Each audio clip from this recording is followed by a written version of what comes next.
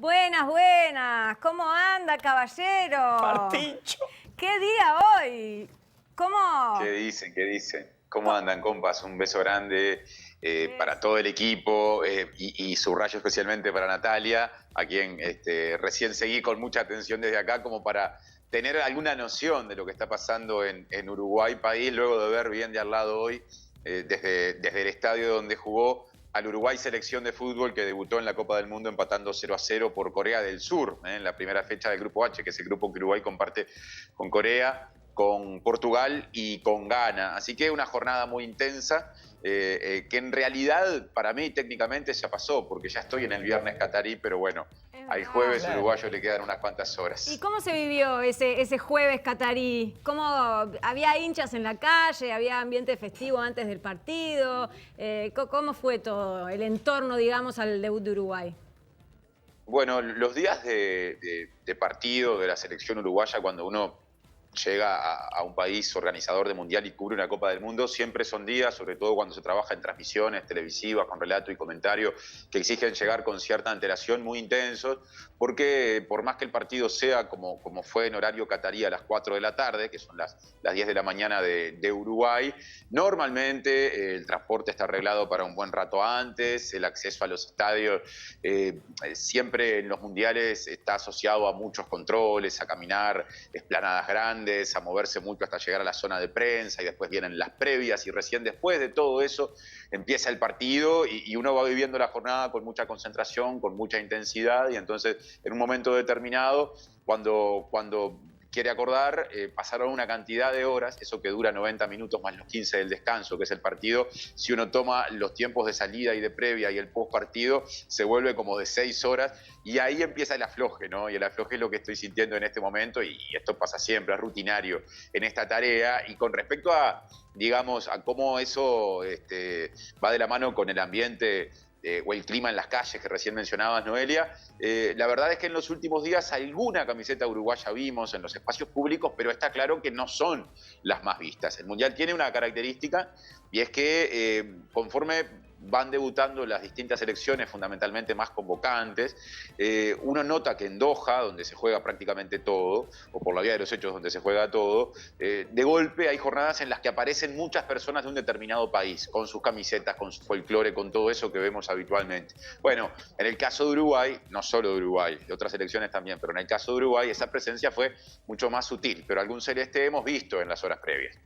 Perfecto, Martincho, una consulta. Entre los demás colegas de otros países, ¿se tenía algún tipo de expectativa con Uruguay? ¿Qué onda? Sí, Uruguay yo te diría que desde que empezó el proceso de selecciones, que generó la clasificación a Sudáfrica y abrió este ciclo de 4 mundiales consecutivos con Uruguay siempre clasificando, genera expectativas que están promedialmente por encima que las que podía generar hasta antes del comienzo de ese ciclo, que ya lleva más de una década. A mí me pareció en estos días previos que algunas expectativas, posiblemente no todas, pero capaz que las de gente que no sigue tan al detalle como viene Uruguay, pasaban por alto algunas dificultades que hicieron que, por ejemplo, yo llegara con mucha cautela a este debut contra Corea del Sur, sobre todo pensando en la integración de la defensa, ¿no? En la defensa de Uruguay tiene jugadores de mucho prestigio, pero en el caso de Godín, que aparte es el capitán del equipo, ya muy entrado en años dentro de su carrera deportiva, aparte arrastrando cierta inactividad, jugadores muy importantes con mucho futuro, pero lesionados y por ahora fuera de los convocados, aunque sí en el plantel, como Araujo, y eso hizo que Alonso armara para hoy una defensa que seguramente no estaba o no es la ideal. Bueno, ese era uno de los factores que a mí me hacía ser cauto cuando hablaba con esos colegas y decirles, ojo, que en este puesto y en este otro tenemos estas dudas. La verdad es que con el diario del viernes, habría que decir en este caso en la mano, después del partido de hoy contra Corea del Sur, algunos de los jugadores que a mí me generaban dudas tuvieron buenos rendimientos. De hecho, Godín, no sé si unánimemente, pero por mucha gente ha sido considerado de los mejores de la cancha o de los rendimientos más respetables de Uruguay hoy. Total. Tengo una, perdón, chiquita. Sí. Quiero que me cuentes, Martín, si hubieron algunos aspectos, vamos a ponerle tecnológicos, de la cobertura dentro del estadio que te hayan llamado la atención, algo que te hayas topado nuevo para tu manera de trabajar, por ejemplo. Sí, a ver, hay una cosa que es interesante. Yo estuve en el Mundial anterior, no recuerdo si en el Mundial anterior se presentaba de la misma forma, pero contrasta mucho con las posibilidades que tenemos en Uruguay. Y es que en un momento determinado del partido, que es en general en el segundo tiempo, se proyecta en las pantallas. Antes decíamos los tableros electrónicos, ahora son grandes pantallas con gran definición, el número exacto de personas que hay dentro del estadio. Hoy en un estadio que se llama Education City, Ciudad de la Educación, que queda en Rayán, que es una ciudad vecina de Doha, ¿no? Área metropolitana de Doha sería, un municipio que está pegado en realidad, que se decía que es un estadio para 40.000 personas, en realidad marcaba algo más de 40.000. Ese conteo que se conoció promediando el segundo tiempo con el número exacto, claro. No es que dijera 41.000, no, era 40.000 y 36, una cosa por el estilo. Y claro, en Uruguay esa posibilidad no la tenemos. De hecho, los relatores uruguayos en general tenemos el berretín cuando vemos un partido en el Estadio Centenario, el Parque Central, el campeón del siglo, de decir, muy a ojo de buen cubero, hay 15.000 personas. Y yo a veces me pregunto, ¿de dónde sale eso? ¿No? ¿Cuál es el margen de error de ese cálculo que viene de los tiempos de Carlos Solés? Hace al oficio. Bueno, en el caso de los mundiales no hay ojo de buen cubero, es el registro exacto de la gente que está adentro. Excelente.